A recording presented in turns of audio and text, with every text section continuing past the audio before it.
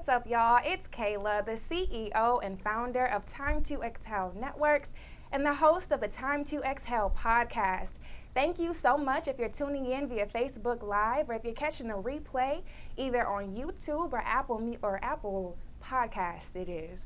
Thank you so much for listening in with us. Today I have some very beautiful women here with me. They're millennial moguls who have been able to take their mind and conquer all tasks, all obstacles at hand that have come their way, conquer them with fearlessness, perseverance, and consistency.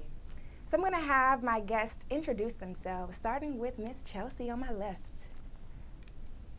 Hi guys, I'm Chelsea, known as Modern Day Goddess, and I practice spirituality and coaching and motivational speaking. Love it, love it. And Symphony. Hello everyone, my name is Symphony, or you can refer to me as Symphony Speaks. I am the CEO and owner of Urban Culture Apparel, and also the Urban Get Down blog, soon to be magazine. Yeah. I like that. Jae. Hi everybody, I am Jae S Green, currently author, motivational speaker, and preacher, and radio personality for Unplugged Radio. Shout out to y'all. All right. Well, as y'all can see, we have some millennial moguls, like I said before, who are doing their thing. And so today we're talking about mind over matter and what that looks like, what that sounds like, and what is it. So when I told you guys that the topic is mind over matter, what did that say to you? How did that speak to you? We'll start with you, Chelsea. Start with me. When I received your email, and the first thing I was like, mind over matter. I'm like, Chelsea, you preach this all the time. You speak about this. Mm-hmm. What does it mean to you? To me, it's just drive and having the willpower and courage and persistence in moving forward and not letting our past thoughts and past cycles to just block us from our blessings and what it is God is really trying to give us, bless us with. Right. So it's just basically being focused on our goals, our desires, our dreams, and not letting anything, our negative thoughts especially, deter us from being on our true path. Yes, I love that. I love that. So Jae, for you, being that you are coming from the perspective of being a minister, how did that speak to you?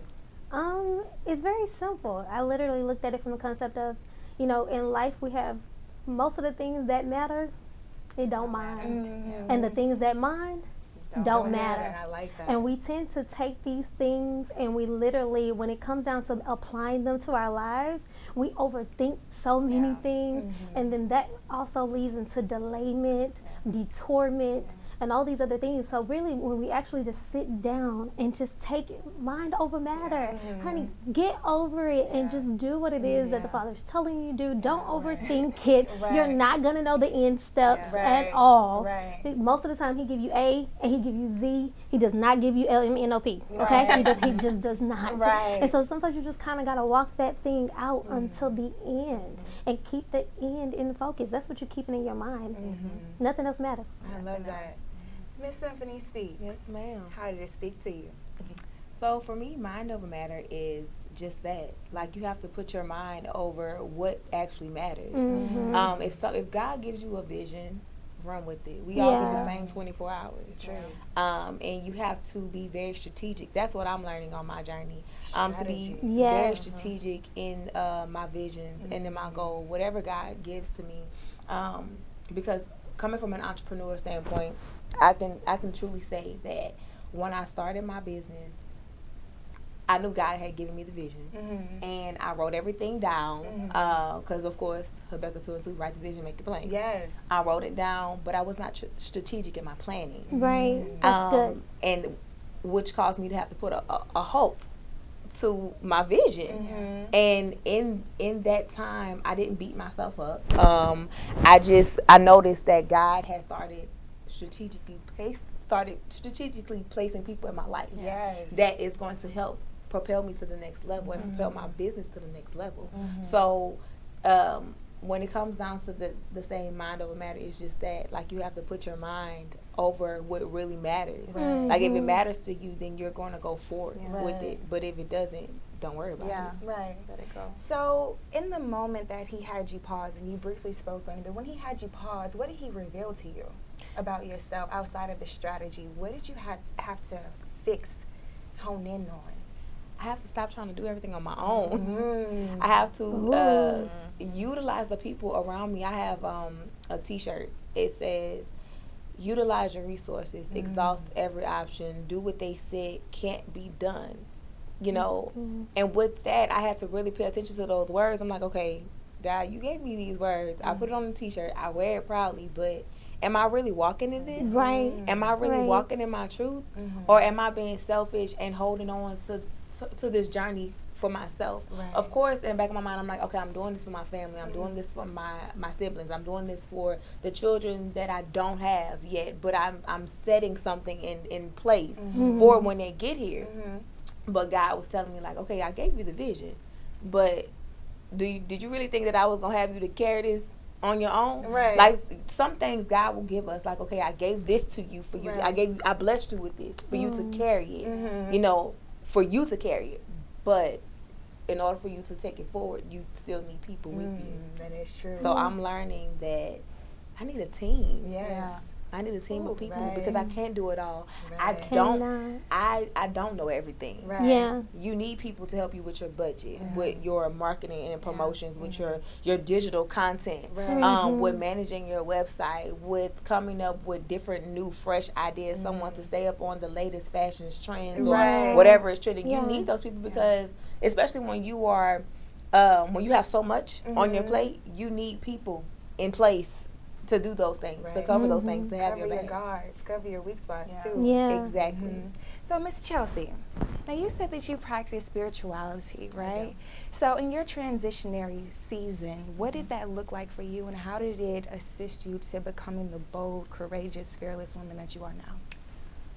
It took getting my heart broke for me to transition to that space in just trusting God, trusting the messages that He's given me, and stepping in that truth. So before, I'm very passionate. I love. I'm the hopeless romantic. At least I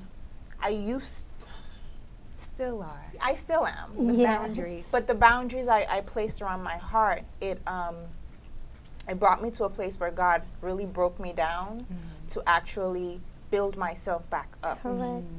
And it took a heartbreak and me letting go and just cleansing my area and just removing toxicity around me and relationships and within myself to actually step forward and allow God to help me have a smooth transition into, this new life, this new beginning, and just being open to receive the love that He has for me. Yes. Yeah. That's a beautiful thing. So that's where I'm currently in with the transition. I love that. So it took me a heartbreak. Yeah.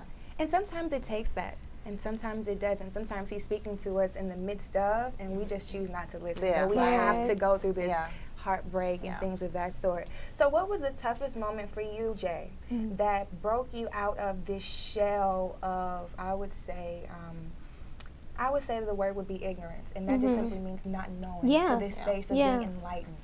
Honestly, I have to agree with Chelsea. It was heartbreak in so many different moments of my life. I agree fully with you. It's actually something I actually say to this day, that sometimes the Lord has to break you in order to build you. And what I mean by that is, like, you go so long in your life thinking you got it. You come up with this way and you just kind of do it this way. And when the Lord came to me and was like that I had to rehab my life, and I kind of was going through this concept of what I thought that meant. And then when that heartbreak happened, He said, but you're doing it wrong, because you can't do this without a blueprint. You can't build anything without the blueprint. And the blueprint is my Bible. It's my word. And what you've been doing is you've been building on your feelings, but you have not been building on principles. And so that was like everything to me. And of course, because I'm in my feelings, where I'm like, okay, I'm in my feelings, I'm cutting you off, I'm not talking to you, I'm done. And the Lord began to deal with me. He said, hey, you're building your life on how you feel, and that is fickle. So you got married because you was in love and you felt like it. But then what happened when times got hard? You got divorced. You know, you had kids because you was in love and you had, oh my God, it's so cute for us to have a baby. You didn't think about the fact that they cost so much. I love y'all. But y'all cost a lot. Right. You know, but you didn't even think about those things. And when I began to backtrack in my life and realize I did so much just based on how I felt at that moment. And, you know, even in businesses, you feel that drive. And then all of a sudden, when it gets hard, you're like, wait a minute. Right. I don't really know if I bargained for this. But the one thing that does not change is principle. And so what enlightened me was like literally that moment to where I began to feel so much at one time to the point where I didn't want to do life. I was like over it. I was done with life. I was suicidal. I was depressed. I was all kinds of things. Nothing helped. Not my kids. I was okay. I was literally like, okay, my mom can take care of the kids. Like I was already looking at ways. Yeah, I was looking at ways to go ahead and exit. Yeah. Wow. I didn't want to do it anymore. And that's when he told me, you have to come out of your feelings. Get out of your feelings. Get into your faith and start building this stuff on principles, because that don't change. That work for the sinner and the saint. What you sow, that thing you shall reap. That is principle. Right. Period. The law of gravity. What goes up will come down. No matter who's throwing it up, it's going to come back down. These are laws and they don't change. And that is the only thing that is concrete. What is concrete? Foundation. It becomes your foundation, and then that's what you build on. So that was my moment. That's amazing. That was heavy right there. So Symphony, how do you find your drive to keep going in the midst of? My past is my drive. Where I've come from, the environment that I grew up in, the will and the want to take care of my family. My grandmother is in her late 60s. She is actually the last biological grandparent that I have. Now I do have a step grandmother, but I don't refer to her as step grandmother. I just call her grandma. But yeah, so the fact that my grandmother still works, and she works very hard. She has always been a blue collar worker since I've been a little girl, and just the will and the want to take care of her and to take care of my parents. I think one day I asked my dad, I said, Dad, when are you going to retire? And he said, oh, I don't think I'm going to retire. And I was like, well, what about your 401k or whatever it is? Yeah. And he was like, oh, I don't, I'm not worried about that. And at that moment, I was like, okay, my parents are working to work. Yeah. Like, it was at that moment that I knew, like, I have to do something to take care of my family. Like, my parents and my grandparents have poured so much into me growing up. Generational. Yes, and I'm like, I don't want that for myself. I don't want that for my children. Like, I want something different. And also my younger siblings, to give them something to aspire to. Yeah. I don't want their first role models to be people that they see on television. Right. I want their first role model to be me. Right. And I want to be that person, or to be that light that will inspire them to get up and to start their own business, or to go to college and actually finish. Right. To work really hard to make a difference in the world. That's my drive. Wow. And to just inspire other people to do the same thing. I love that. I love that. That's amazing. So in the midst of you guys becoming these women who are so very mindful, was it difficult to realize that most people wouldn't be able to join the journey with you? And if so, who was that person? If you want to say who they were, who was that person, and how did that affect you as you continue to grow? Ooh. That's a lot of That's intense. I'll go first. Honestly, at that time of my life, nobody got it. I mean, like, nobody. I think most people probably thought I lost my mind. Like, what is she doing? She say what now? She about to do, and to their defense, it was something that never been done. Right. No one in my family wrote a book. No one in my family travels and speaks. No one does the things that I do. And so, and this is another thing where I had to get this in my mind, like for real, because my feelings would say they're not supporting me, they're not backing me up, and I'm in this thing by myself, and all these things. My feelings just was taking over. They don't see this greatness, But then I had to take a step back. And I had to realize that most people live life out of fear. So could it be that why my mom wasn't as supportive is because she was afraid of what would happen if it didn't work? Maybe she had a dream back in her day and it didn't work, or she was too afraid to do it. And so being the first, you have to understand their caution. Like, and so now that they see that this could work, it's like, and so that's what happens when you're a trailblazer. Sometimes you got to blaze that trail by yourself. You're the one that's on fire. Yeah, that is Everybody's watching. Right. You're the one that's going to burn up some stuff. You're the one that's going to open this thing wide open. But if you do it, then those after you will literally just have to just walk through it. Right. You've done it. You took the hits. Right. You got the thorns on you. You did it. But the trail is so wide open now that those coming after you will be able to just go through it. So for me, it was everybody. Yeah. No one got it. Right. Like no one. And the people that did get it for me, those were some of the people that the Lord was cutting out. And it was like, God, you taking my crutches. But he was like, yeah, because I need you to walk. Right. I need you to understand that you can do this thing by yourself. Yeah. You don't need people to hold your hand. And you've gotten so used to people feeding your confidence that you don't even know how to feed it yourself. So he started taking those voices. And then he said, when you don't understand the value of your own voice, you'll muzzle yourself. And so what I had been doing was I was muzzling myself and constantly checking in. Well, what do you think about this? Yeah. How about, and he was like, okay, so you know what? Okay, so I'm going to snatch that friend. Right. I'm going to take that one. And I felt so lonely Right. at a time. I mean, God, I felt like the world was against me and no one understood. I feel like that's a part of the journey, though. It like is. you start to begin to feel like there's no one with you when there's all these people around you who are giving you all these accolades. Like, yes, you're doing it, but it's not penetrating to a level where I feel like if you weren't here, would I still be able to hear that compliment from myself and keep going? Or do I need you to tell me this so that I can keep going? That is a big thing that we have to get out of, is depending on other people to really feed our motivation and feed our spirits. That's serious stuff right there. So Chelsea, let me ask you this. What was a few of the bad habits, maybe one of them, let's not say a few, right? maybe one, a bad habit that you had to get rid of that really allowed you to fly in your new lane? I would say seeking confirmation from outsiders, not really trusting myself, not really trusting. At a point in times, I had to throw out the emotions and the feelings, but I also realized my emotions is what guides me through. I would say I was more in my emotions than my mind, but I had to really transition through that to actually find more stability in the situation. So that was my uncomfortable process, but I'm grateful that I'm here now, actually going through it, and I don't have to seek outside validation on who I am.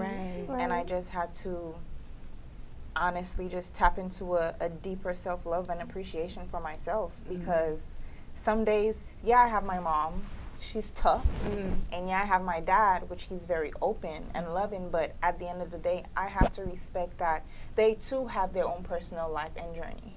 And I don't want to be that weight, that burden, when I actually know that I can tap within myself and talk to God about what it is I am dealing with, and trust I can actually do this on my own. Well, technically, I'm not really on my own. But I know that if my family, I have a solid foundation of people who surround me, where if I'm not my best, I can lean over. But I practice not to bring that toxicity onto my tribe, onto my circle, because I understand too that I don't always understand other people's challenges. So I respect everyone's boundaries as they respect mine, but it's just me tapping into a deeper self-love and appreciation for myself, and not seeking outside validation. That's a big thing right there. And that's hard. That's hard, especially living in a society where you have to have this to be cool, Right. or be like this to be hip, or if you don't know that person, then who are you? Right. And I'm from the Caribbean, so you know I like a simplistic life. Yeah. Mm-hmm. So being out here is kind of out my comfort zone, but I just really had to be like, Chelsea, it's okay. Right. We don't have this today, but it's okay. I Right. step out and it's there, and I'm like, okay. So I got more comfortable in stepping out and just trusting God and trusting myself, honestly. Yeah. I love And that. here I am. I love that so much. So my next question to you ladies is, have you all been in therapy, done a therapy session? I have. You have? Yeah. What was your experience like? The first time or the second time? No. Let's talk about the first time. The first time I was like, why am I here? Because first off, you know, we don't do that. Exactly, and that's why I brought it Okay. up. We just don't. We're so used to holding it in. And believe it or not, it was a gift from a friend of mine who thoroughly believed in it. And she also understands the walk of ministry. So it's that frustration of you can't really uncover yourself in front of everybody. And then who can you trust? Right. And so she was like, well, why don't you try therapy? Yeah. So I was like, I say what? I mean, like, You're he a crazy whole, if you go there. yeah, like he a whole therapist, like a Right. doctor in front of his name, Right. like he can prescribe me medication kind of thing. And I went through the whole spiel, but when I finally talked to him, believe it or not, it was like a regular conversation. At first, I was like, you know, you're gonna write everything down, like I'm low key feeling judged, Right. You know, Right. I'm low key feeling judged, Right. right? Just you gonna write that down too? Right. Okay, but what I learned was that was really, he became like a wall for me. You ever play like tennis when you're hitting against the wall? And he became a wall to me. A lot of times I was answering my own questions. Yes. So he was just like that wall where he was like, well, what do you think about this? Well, what about this portion? Well, what if you tried? Like, he never actually gave me the answer. And before I know, I was like, I don't even think I need to pay you no more. Right. I think got I'm it. good. But no, I thought it was good because, again, it's a safe place. Yeah. A lot of times we bottle things in because we don't know what's safe. Sometimes we're too afraid to open up to a friend in case of past histories where a friend went and told all your business in that time, you know, or an ex-mate who all of a sudden is no longer your boo no more. Right. And, you know, or worst case, you opened up to somebody that you loved and they judged you. And so we tend to internalize it, hold it in, and, you know, especially in the day age of perfection. And I was a perfectionist. I felt like there could be nothing wrong with me. I had to always be on point. I had to always look the look, be the part. I always had to do it. And that pressure is unrealistic. It was killing me. Social media is doing that to us What? too. I mean, it was killing me. It was killing me. And so being able to go to the therapist, it really helped. It did, right? It helped. And So I when really went, believe it you was need like to that do too. it. Yeah, I believe that any person who has not experienced therapy should go at least one time. And I say that because it really opens up your thought process to the thought, the feeling, and then the actual engagement and the application that you see in your everyday life. There's so many things that we don't realize that we started with as kids that have assisted us, aided us, or taken us down the wrong road because we didn't have the right foundation to how to deal with this thought, this emotion, then this feeling, this whether it be positive or negative, and then how we respond to people, whether it looks the same or not. It could be you telling me something that I didn't like, but because it triggered a thought from what my daddy did, now I'm mad at you, right? So we have to encourage our people to go to therapy to get that solid foundation. And that's what assists with mind over matter, when you can properly put things in their proper funnels, right, in the proper perspectives. Do you take on yoga? Yeah, I do. Okay, so how has that assisted? Because yoga is definitely one of those things that's very similar to therapy, where it helps you to center and focus your thought process. Balance. Yes. So yoga is not one of my daily routines. My sister actually is a yogi, and hi, Leanne. When she was here, because she stays in the Virgin Islands, she just went back, but it helps me meditate and recenter myself. So before yoga was introduced into my life, how I tried to meditate was just sit in a park and just try not to think. Or go to a beach and just try to get out my head. Yeah. I need a distraction. Yeah. So, yes. Right. So I was like, okay, I need another outlet. So then my sister, she started her yoga journey. And obviously I'm like, oh, I'm flexible. I can get into this.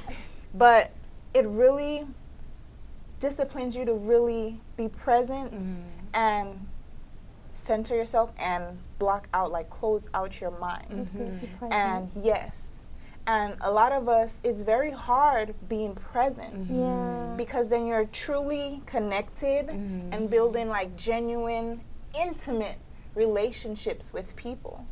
And yoga, it not only creates that set point within yourself, but it also opens you up, you know, and it's not only within the different poses that they have, but you can, so much can come to your realization into your being just by just being still. Yeah. Just by being still. That is true. So yoga is not a part of my daily routine, but now I can go to a park with my mat and just sit and chill.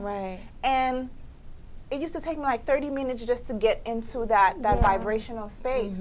Now I can be driving and I'm like, oh, that's where I'm going, because I can just block. It's so easy for me to just block things off that are just affecting my mental space. So yoga definitely has opened me up to seeing that, you know what, I can actually tap back and I can actually find some stillness and be present without sitting directly on a mat. So that's how yoga kind of helped me transition into being more present without the actual pose and being on a mat. Okay, that's really good. Yeah. That's really good. I practiced yoga like once, and that was for college credit, and it was amazing. It was. I never did it again, but it was really great when I tried. So my last question to you ladies is, what is your mental mindset shift goal, if that makes sense? So what is your next level of mindfulness that you want to achieve? Wow. I know for me, I always focus on being better. Being a better version of myself than I was the day before. Right. And God, He deals with me in a different way that He deals with other people. I'm starting to notice that. I've never been to therapy. I've never done yoga.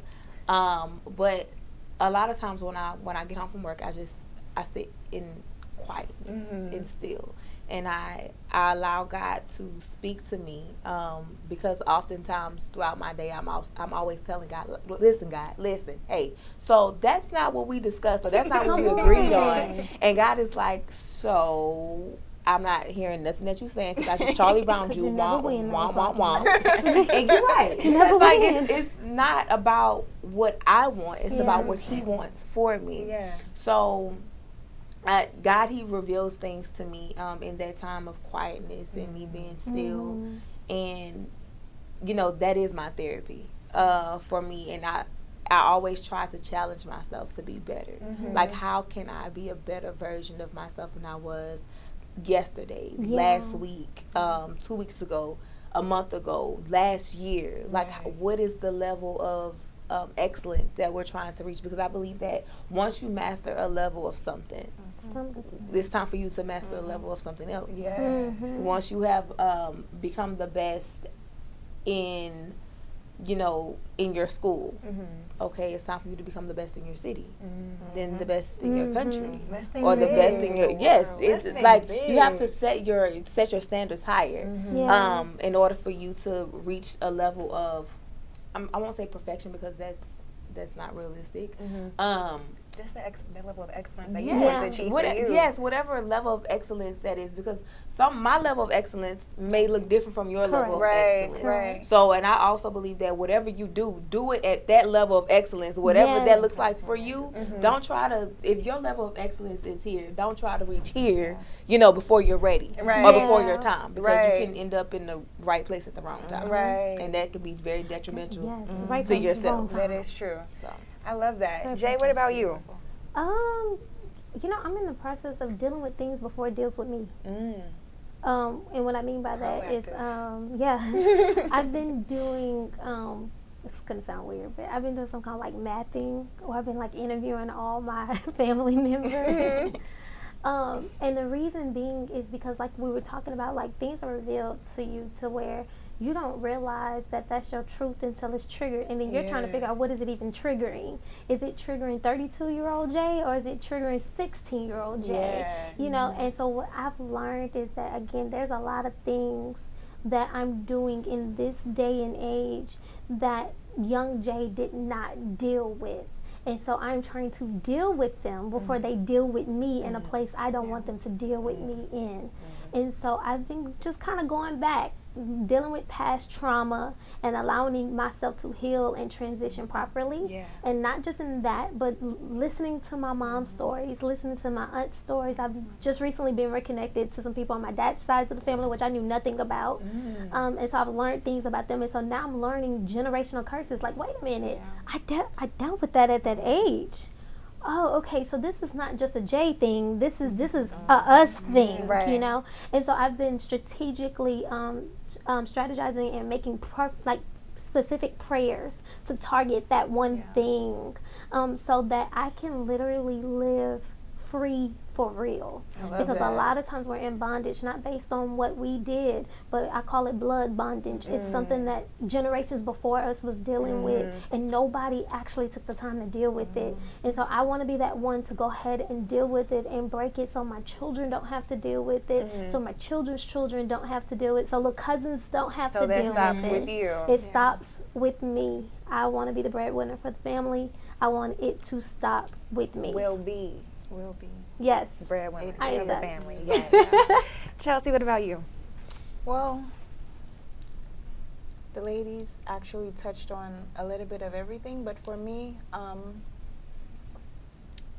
coming from generation and bloodline, I don't want to say curses, because from the Caribbean, we associate that taboo. But acknowledging that I am different and I am creating change on a generational level as well. And just working on being more present.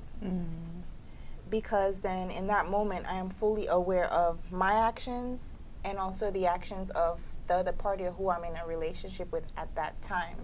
Because I've realized from being present and being in the moment, sometimes I pray and I'll be like, God, I want this opportunity so much. I need this, and help me. Can you talk to me? Give me a sign. And because I am not present in the moment, God could be speaking right now. But because I'm just so caught on past situations and past trauma, in order to heal that and not create a continuous cycle within myself and within the relationships and people around me, I have to be like, okay, was that 16-year-old Chelsea kind of triggered coming out, or